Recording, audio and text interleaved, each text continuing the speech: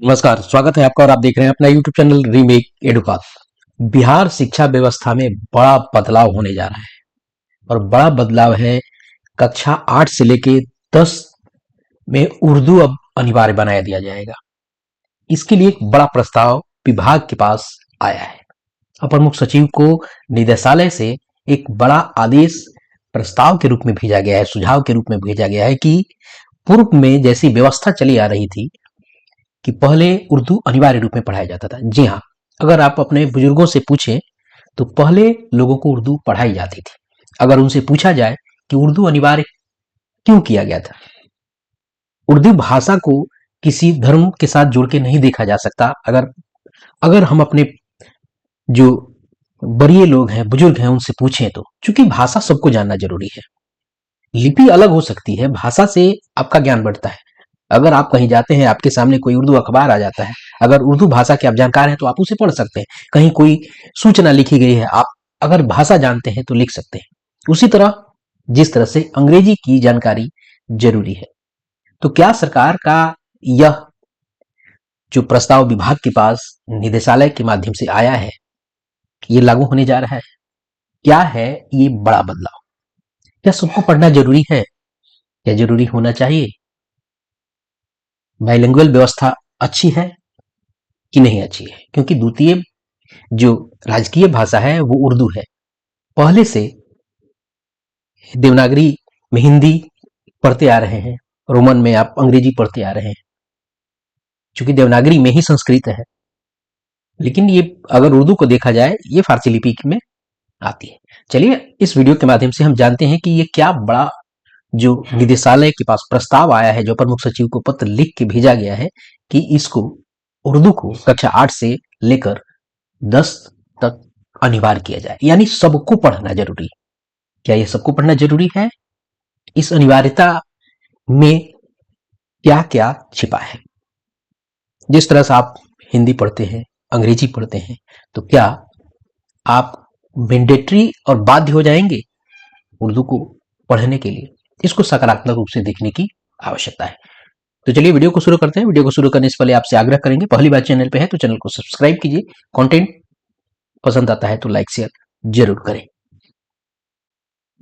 हाल ही में एक पत्र 480 आपको लिखा गया है अपर मुख्य सचिव महोदय को, और ये लिखा गया है आपको डाक और ईमेल के माध्यम से भेजी गई है, और ये लिखा गया है प्रेषक के रूप में अगर देखें तो अपर मुख्य सचिव मंत्रिमंडल सचिवालय विभाग उर्दू निदेशालय बिहार सरकार के माध्यम से, और ये भेजा गया है 10/3/2026 को। अभी हाल ही में भेजा गया है, यूं कहे कि 2-3 दिन पहले इसे भेजा गया है, और ये भेजा गया है अपर मुख्य सचिव शिक्षा विभाग पटना को। और विषय क्या है? विषय है विद्यालयों में कक्षा 8 से 10 तक उर्दू शिक्षण को पूर्ववत अनिवार्य करने के संबंध में।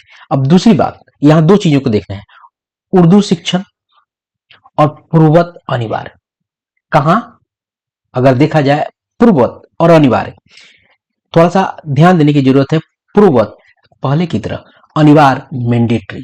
पहले की तरफ यानी पहले पढ़ाया जाता रहा है, अनिवार्य मैंडेटरी। अब ये जरूरी होगा, इसको पढ़ना जरूरी है सबको। किसको? उर्दू को। कहां से कहां तक? कक्षा 8 से लेकर कक्षा 10 तक। अब स्थिति यह है कि लगभग विद्यालयों में उर्दू के शिक्षक उपलब्ध हैं, कहीं कहीं संख्या बहुत अधिक है। विद्यालय हिंदी है, उर्दू के कई सारे शिक्षक उपलब्ध है, क्योंकि उर्दू एक भाषा के रूप में है, वहां एक लैंग्वेज टीचर के रूप में है। अगर 1 से 5 में भी अगर शिक्षक हैं उर्दू के, तो वो लैंग्वेज टीचर के रूप में वहां वो कार्य कर रहे हैं। 1 से 5 के विद्यालयों में अनिवार्य नहीं है उर्दू, तो वहां ऑप्शनल है। जिन बच्चों को अगर उर्दू पढ़ना है तो वो तो किधर जा सकते हैं। लेकिन अगर मध्य विद्यालय में देखा जाए तो यहाँ उर्दू को आपको मैंडेटरी बनाया जा रहा है कक्षा 8 में, यानी 1 से 8 तक मध्य विद्यालय है, तो इसमें कक्षा 8 में आपको उर्दू को अनिवार्य बनाया जा रहा है, और ये आपको 10वीं तक यानी मैट्रिक तक अनिवार्य बनाया जा रहा है। तो अगर यहाँ अनिवार्य बनाया जा रहा है 10 तक, तो यूं समझिए कि मैट्रिक में आप उर्दू एक सब्जेक्ट के रूप में आपकी परीक्षा होनी लाजमी हो जाएगी। मैं आपको यहाँ क्लियर कर दूं, ये अभी लागू नहीं हुआ है, एक प्रस्ताव के रूप में भेजा गया है। तो चलिए जानते हैं कि क्या प्रस्ताव भेजा गया है, और इसको लागू करने के लिए अभी कोई निर्देश नहीं है, ये प्रस्ताव है, लेकिन प्रस्ताव विभागीय स्तर पर की जा रही है, और यहाँ बताया गया कि पूर्व में चीजें हुई है। अब चलिए किस पत्र का प्रसंग दिया गया है, क्या कैसे है, जरा हम इसको देखते चलते हैं।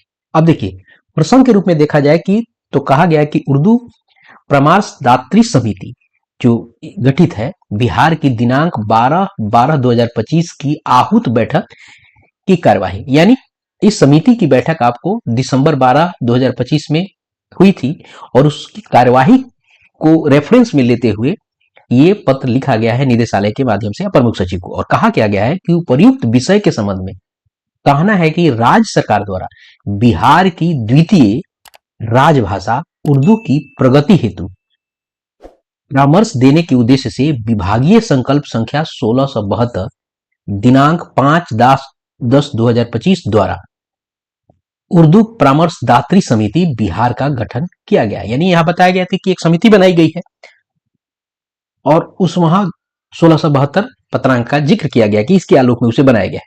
अब आगे कहा गया है कि समिति की पुनर्गठन के बाद इसकी पहली बैठक दिनांक 12/12/2025 को माननीय अध्यक्ष, यहाँ अध्यक्ष साहब का नाम लिखा गया है, की अध्यक्षता में उनके कार्य कक्ष यहाँ फणीश्वरनाथ रेणु हिंदी भवन छज्जूबाग पटना में आयोजित की गई।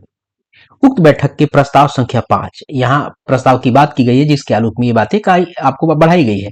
उक्त बैठक के प्रस्ताव संख्या 5 में पूर्व की भांति यानी पहले होता रहा होगा उसको यहाँ जिक्र किया गया है। और यहाँ कहा भी गया है, कई जगह इसका जिक्र किया गया है कि पूर्व की भांति विद्यालयों में कक्षा 8 से 10 तक उर्दू की पढ़ाई को अनिवार्य बनाए जाने की दिशा में यथोचित कार्रवाई करने हेतु अनुरोध किया गया है। ध्यान रखिए कि अनुरोध किया गया है या आदेशित नहीं किया गया है समिति के द्वारा। कि पहले यहाँ कहा गया है कि उस प्रस्ताव में कि पहले की भांति कक्षा 8 से लेकर 10 तक उर्दू की पढ़ाई को अनिवार्य बनाया जाए। इसके लिए आगे प्रस्ताव के रूप में चीजें भेजी गई है। अब यहाँ आगे कहा गया है इसको और चीजें स्पष्ट हो जाएगी। उक्त के आलोक में अनुरोध है कि कक्षा 8 से 10 तक उर्दू शिक्षण को पूर्ववत अनिवार्य किए जाने हेतु उर्दू परामर्शदात्री समिति बिहार के अनुरोध को यथोचित कार्रवाई करने की कृपा की जाए।